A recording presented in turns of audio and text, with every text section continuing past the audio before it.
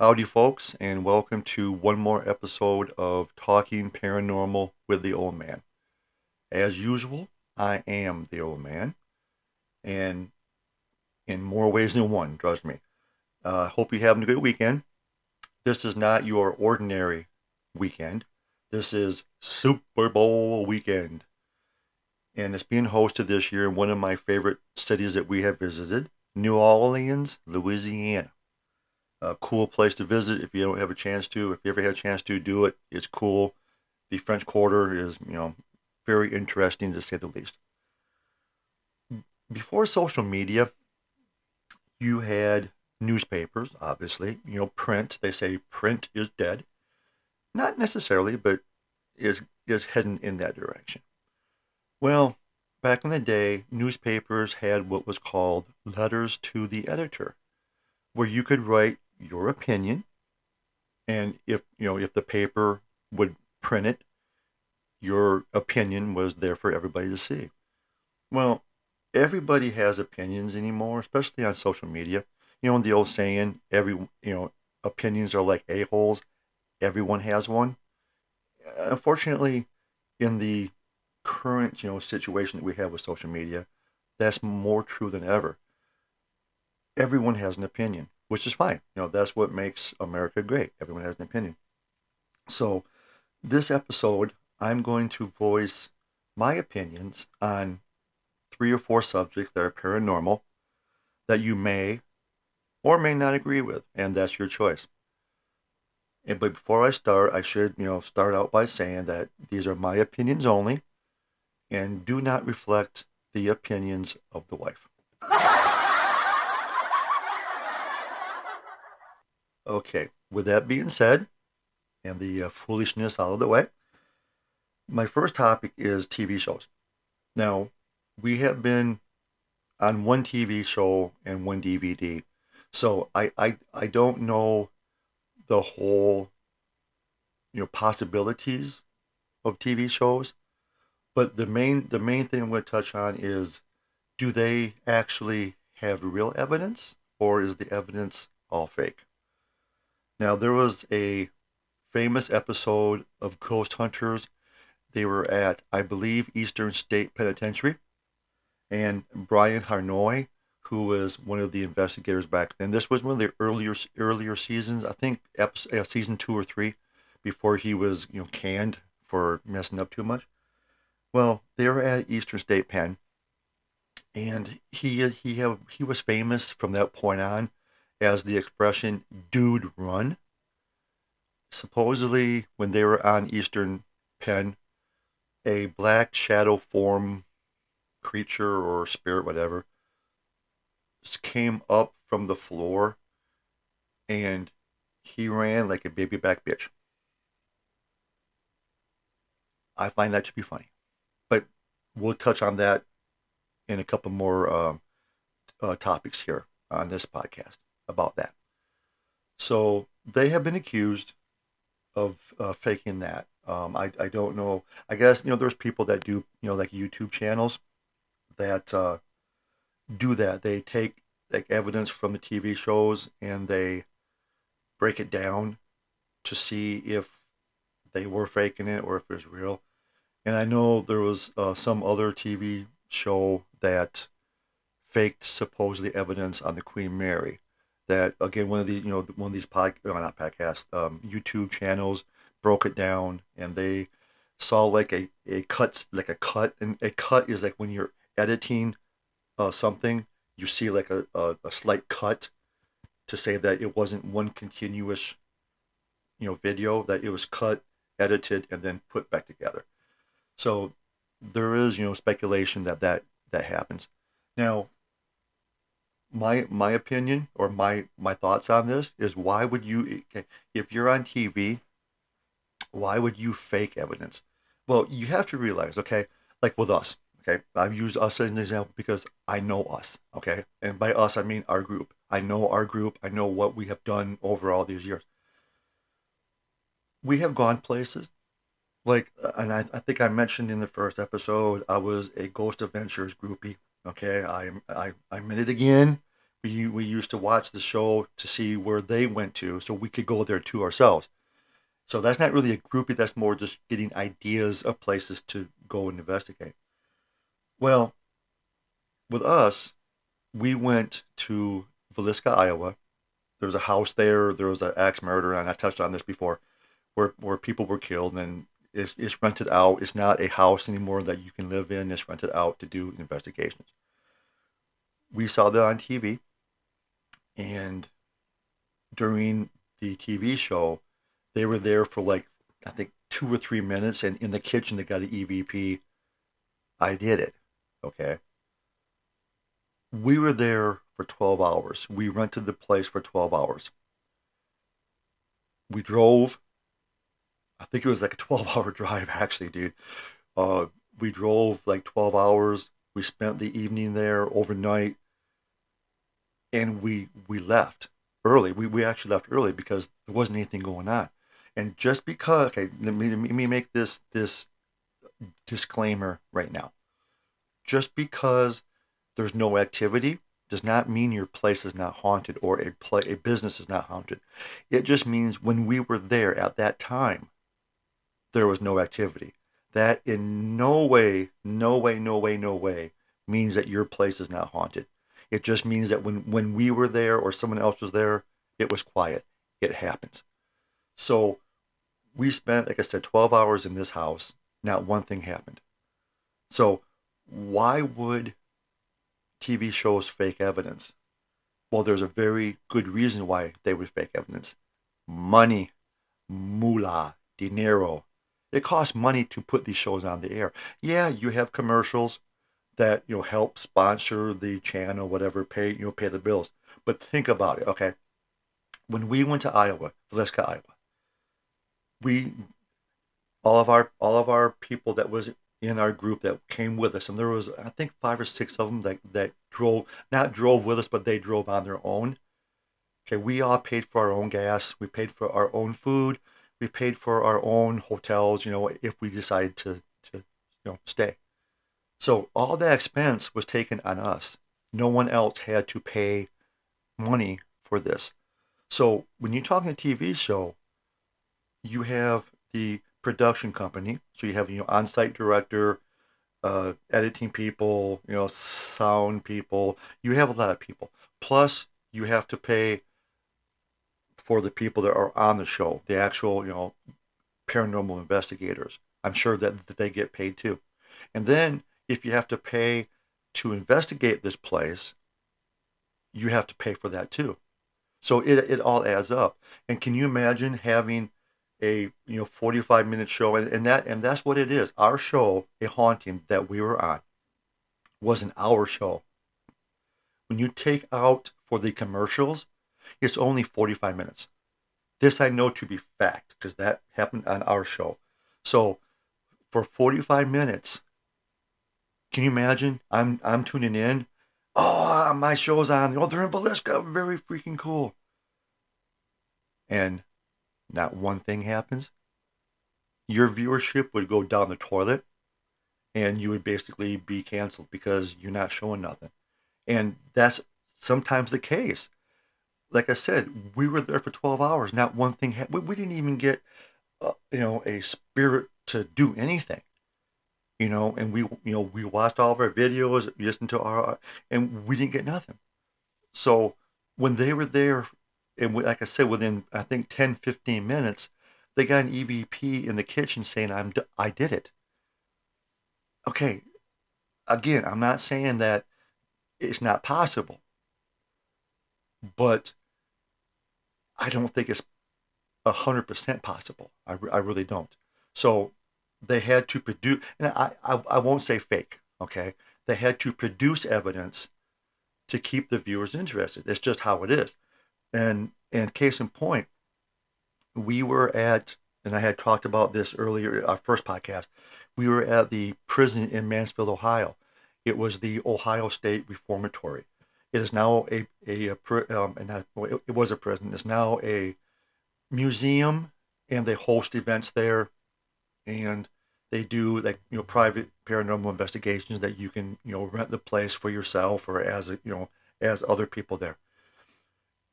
And before you start the investigation, they have you, who's ever going to be there that night, on the front porch, and a volunteer will come out and he'll read you like things you can or cannot do.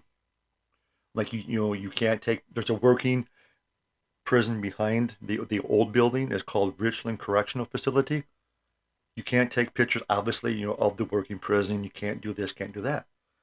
Well, one thing that he said, and here is my argument that things are faked. He said that, do you remember back, uh, pre-COVID, Ghost Hunters had a spin-off show called Ghost Hunters Academy, where they would have average everyday Joes that would, I guess, send in their applications, whatever, and they would be, and I'm using air quotes here, taught how to use the equipment and how to be a paranormal investigator. And when we were at the prison, the people staff, I guess, at the prison, they were reading us, all these, things that we cannot do. And he said that the Ghost Hunters Academy was there. They were there for a week, and they only got 12 minutes of evidence. Okay, listen closely to what I just said. They were there for a week, 7 days, and got 12 minutes of evidence. So if you have, and then he also said too, he said, so don't expect things to happen immediately when you're in there, inside the actual prison building. And he goes, don't be surprised if you don't see anything at all. He goes, it may or may not happen. So can you imagine having an hour TV show, which, like I said, breaks down to 45 minutes minus commercials, and you have 12 minutes of evidence? So you have what, 30, 33, 33 minutes of not having anything. So I think that you produce evidence to fill in that 33 minutes, because you can't have the paranormal investigators on the show talking for 33 minutes and only have 12 minutes of evidence. It's not going to keep the viewer's attention. It's just not not going to. It's not going to happen. So do I think, and I think that this is important because not everyone realizes this, and like I said, this puts us in a little bit of a better position, because we do have the experience of a TV show, albeit I'll be the first to admit, only one, and it might have changed, since when we were on, but there has to be pressure. There has to be pressure to produce, or you're not going to get viewership. Your ratings will drop, and you will eventually come off the air. Plain and simple. Okay, so that's my first opinion. My other opinion I have about paranormal stuff is what I talked about a little bit with Brian Harnoy. You know, being scared about stuff. Okay, and let me put this out there. I realize, okay, scary, horror, screaming, it sells. I understand. You don't have to preach to the choir. I am aware of this. I am very, very aware of this. We actually lost. We were going to be on one other haunting episode, and the producer had contacted us and wanted to know if we had anything scary. Hear what I said? Anything scary? And we said, well, here's a couple of things that we had, that we had investigated. And they go, was it scary? Did you have things happening, like things flying and stuff? And I'm like, no, not really. I go, it's just your ordinary activity and stuff. Well, we're kind of looking for scary. So I understand the whole have to be scared. It sells, but I have an issue. Okay, if you're going to be a paranormal investigator, and not so much if you're going to be on TV, because again, I understand what sells and what people, again, quote marks, air quotes, want to see. But you can't jump at every freaking noise. Okay, there are shows on TV that paranormal ghost hunting shows. If I see where they're jumping at every freaking sound, I turn the channel, and that's my choice. Okay, I'm not saying everyone has to, but that's my personal choice. I don't like that. I don't like when they, oh my God, freaking out, a noise. What was that? What was that? Oh my God, it's demonic. Oh, dude, come on. If you're gonna be scared at every freaking noise, if you're gonna be scared at everything that moves, don't do this type of thing. Okay, plain and simple. In my opinion, it makes you uncreditable. It makes you look like like an idiot because you're jumping at every freaking sound that may or may not be paranormal. Plain and simple. Okay, and another thing too is these YouTube channels. There's a lot of YouTube channels that these paranormal investigators, and we have our own paranormal channel. Okay, our group does, and we upload videos and stuff like that. But we don't have like every episode someone's jumping, someone's screaming. There are good. I shouldn't say good. There are many YouTubers that have paranormal content on their channels, which is perfectly fine. And then you have these paranormal investigators that have their own YouTube channels, and they have thousands and thousands of followers. Again, which is fine. But everyone that I have seen, they jump at every sound. And again, it's like, okay, like I said, I understand people want to see that, but I don't care for that kind of stuff. If you're gonna be on TV, give our profession, and I don't know if you even call ghost hunters a profession, but give the paranormal investigators that came before us a little bit of what they do is real. 'Cause these YouTubers are kind of like making fun or in light of the paranormal stuff. And there's this one TV show that I think it was on YouTube that had channels, and it was Hans Blotzer, and I'm sure that's how you say his last name. I probably slaughtered it.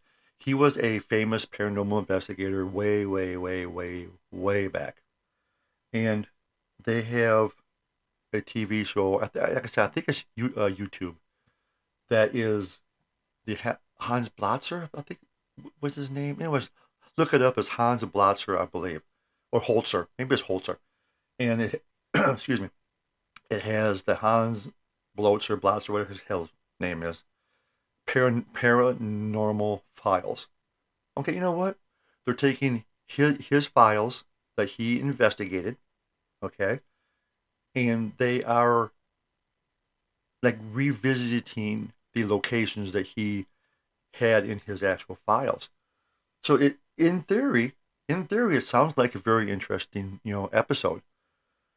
So I watched it, and there's like a dude, and I think two chicks or two dudes and one chick, and they have the bare minimum as far as equipment goes, which is fine. You don't need to have a lot of equipment.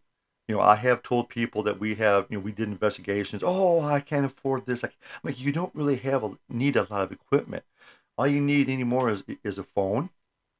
The bare minimum is a phone, a compass, which will react to basically an EVP. It basically takes the place of an EVP meter. I'm sorry, EVP meter, EMF meter. So any electromagnetic variations, the compass will spin. And if you want to add for shits and giggles, a tape recorder, your phone will record. So the whatever. But if you want a tape recorder for EVPs, that's all that you really need. You don't need this fancy, thermal imaging camera, SLR cameras, full spectrum cameras, uh, LB, our talking bear. You don't need any of that, and I don't want to say fancy equipment, but you don't need all of that equipment. Like I said, all you need is a phone that takes pictures, a tape recorder if you want, and a compass. If you have those three things, knock yourself out. you can go and do an investigation and maybe get paranormal evidence. So that's my other topic that I dislike, I guess. And the third topic that I'm going to talk about, or give my opinion on, as you will, is a lot of we follow, and I'm not going to name names of YouTube channels that cover their. It's like it's not their own videos, but they'll scour the internet and get their get videos off the internet, and then they'll make a compilation. That's not right. Compilation, a whole bunch of stuff of videos like top 5 scary videos of the month, top five, top 10 videos you don't want to watch by yourself. And again, okay, a lot of these videos are made by TikTokers, and I don't have no issues with people making content. You know, hey, knock yourself out, man. If you're that, that's not necessarily skilled, but if you're that, into it, knock yourself out, man. I'm not saying don't do it. You're making a bad name for ours. No, no, knock yourselves out. But and I was watching a documentary on YouTube. Again, YouTube is my favorite place to watch all this crap. And it was about a ghost hunting team, or actually a ghost hunting person, I should say. I'm not going to name any names because I don't want to get sued, but his initials are ZB, if that helps you, whatever. And they were saying that he had like control of stuff, okay, and he did this and did that and this. So, and on that show, they called his show that has the initials GA, hosted by a man initials ZB, that they put a label on it as paranormal entertainment. Bingo, right there. It's paranormal entertainment. It's for your entertainment. It might not be serious investigations. It might not be serious evidence. Not to be maybe not taken seriously. But paranormal entertainment. That's sinking for a second. Paranormal entertainment. So let me elaborate a little bit more on that. Like I said, there are these shows, top 10, top 5, whatever. And some of the evidence, I mean, okay, again, I'm not saying that none of this stuff could possibly happen. I'm not saying that whatsoever. But what I'm saying is based on our experiences over our 29 years of investigations, that we have never one time, once, experienced any type of this amount of activity that you see on these YouTube channels. And again, I'm not saying that it's not possible. I'm not saying that whatsoever. But what I'm saying is our experiences, we've never experienced this amount of activity that they have in a 3-minute clip. They have things flying around, things flying at them, doors, all this kind of stuff. And again, it's possible to happen, but most likely it's not. And that's where the paranormal entertainment falls into place. And watching these videos, me and the wife, there's like a trend, and you can see like every episode. It's almost like people that are creating this. The TikTokers, all these other people that are creating this content. They think that what they're seeing on YouTube is what it's really like to have the evidence, and so they just like recreate that, not being aware that that's not how it is. For example, it all started out from this is like a not a timeline, but it's that one word where like you see something and it progresses to a certain spot. I can't think of the word, but it started out as you would see these YouTube, videos, the top 10, top 5, whatever, about paranormal, hauntings, spirits, whatever. The first thing that you saw was the black shadow at the end of the hallway. Okay, and it wouldn't be like a straight on shot. You're like they're panning the camera and you see a dark shadow for a split second at the end of the hallway. That seemed to be the first trend. Then it progressed. I guess progressed. That's where I was trying to think of. Then it progressed to eye shine, where you have a dark hallway with no external lights on your camera other than maybe infrared, night vision, whatever. And you'll see two glowing eyes at the end of the hallway. Well, okay, if you have a night vision camera and you shine it in someone's eyes, the light makes their eyes reflect it back to you. We have hundreds of videos that have that. So that's what that is. And then it progressed from the eye shine to what we call the peakers. And this is it's, it's kind of funny because and by peakers what I mean by a peaker is again the camera's panning and there'll be a doorway like maybe 20, 25 feet away. And for a split second, and we call it a peaker because you'll see a black form, and it's not like the whole shape of a human, of a spirit or a human person. It's like just their head. They'll peek around the corner to be seen on camera, and then peek back away so you can't see them. A peaker. Okay. In again, based on our experiences, why the hell would a spirit be peeking around the corner to see you and then peek back around where you can't see it? So he peeks back behind the door frame. What the hell is that? Why are spirits peeking around the corner to see if you're there? I am a firm believer, this is just my opinion again, that if you catch a spirit on video or on the picture, it's because they wanted you to see them. I am a firm believer of that. There's been times where I've asked, I'm taking a picture in three, please, show yourself. 1, 2, 3, you take a picture, you might see some mist. That's them showing themselves to you. So why would a spirit be peeking around the corner like, oh, he saw me, and get back out of view? Again, entertainment. Okay, excuse me. And then the other one is being scratched. Okay, if you watch the Conjuring, which I'm sure a lot of us have, in the first Conjuring, the three knocks, it's the insult to the Trinity, the Father, the Son, and the Holy Spirit. So taking that one step further, if you have, and again, you see this a lot on YouTube, where you'll have three scratches down a person's back or a person's arm.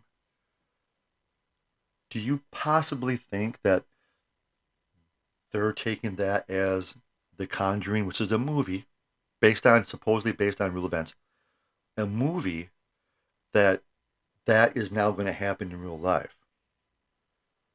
Okay, we have done hundreds of investigations, and I hate to keep on bringing this up, but I'm using this as an example how I think about these things. Of all of our investigations, we have had a person scratched one time, and that was in a graveyard. And then when we were in Ohio in Trinway Place, I got bit on my ankle. At least I think it's a bite. It looks like a bite. I wear combat boots when I do investigations, and it was on my ankle. My combat boots go up mid calf, so and I didn't feel nothing until I came home, and my ankle started to itch. So I'm scratching my ankle like what the hell, and I took off my sock. Well, I took off my boot, pulled down my sock, and I have a picture. I'm thinking I might post it here, but well, not here because this is audio only for the time being. But it looks like a bite. It's not like a spider bite. It looks like a human bite, like someone tried to take a bite out of my leg. Didn't feel it until I was home after the investigation. So it's possible that you are being scratched, but oh God, I still, I mean, it's possible. Okay, it is possible. But to me, the likelihood of you getting scratched on an investigation is pretty small, pretty small. And the last thing I want to touch on with the whole YouTube thing is a lot of the videos that we watch on YouTube, and I hate slamming YouTube. It's like I'm giving them a bad name, but it's what we watch as our go-to, entertainment stuff. Is YouTube because you can find anything you want to do on YouTube. And one of the things that's like the ongoing thing too is, oh, and well, there's actually two things. It's like, oh, and the host of the YouTube channel that got this video off the internet. He's like, oh, and like the actual video will be they're supposedly home alone and they're filming and they hear footsteps above them or they see a peeker behind them and they go, oh, and they swear that they were home alone. Oh, yeah, no kidding. Are you gonna tape this video and say, oh yeah, I was home except for my brother, but my brother he was in his room watching TV. So what sounds better? My brother was home with me watching TV, so it could not be him? Or, dude, I swear I was home by myself when this happened. So there was nobody in the house with me. What sounds better as an explanation? I think number two, where I swear I was home alone when this happened. And then the other, like, concurring event would be they heard a noise at 3 o'clock in the morning. So the first thing they do is get up, grab their phones, and start recording. Okay, wait a second here, homie. I'm asleep at 3 o'clock in the freaking morning. 3:30 in the morning. I'm sound freaking asleep. Okay. Nothing other than the wife waking me up. Am I getting out of bed at 3 o'clock in the morning? And two, who in their right freaking mind when they hear a noise at 3 o'clock in the morning, the first thing they do, not like, let's grab a weapon in case I have an intruder in my house. Let's, call, whoever to say, hey, I heard a noise. What do I do? No, no, no. The first thing that they do is grab a phone so they can record this. Okay, that, in my opinion, that does not happen. And then to elaborate on that is these people that are filming this stuff in their houses, whatever, they're not scared. Again, YouTube channels, they're not scared. It's like 99% of the people that I know would be scared if the average Joe was in their kitchen, for whatever reason, taping their kitchen, and a closet or a cabinet drawer opens or a cabinet opens up and stuff starts flying out. You're not gonna be, oh, there they go again. Now you'd be like screaming like a baby back bitch and getting the hell out, either out of the house or out of the room. But these people are like, oh, it's happening again. Again, YouTube channels. This is happening again. Or they're not even scared or they're overacting. This is one that I find hilarious to me is they're overacting. They're like, breathing really heavy, shaking and stuff, opening the door. They're like, they're going towards the door with their hands shaking, to the doorknob, and they'll stop before they open the door because, oh my God, it's so scary. And then they open the door and there isn't anybody there. Overacting. So, yeah, it's like almost positive. Again, this falls under the paranormal entertainment. All right, I'm done ranting and raving today. And I'm sure you guys are like, good, the dude's off as a rocker. And I may be, that's just how it is.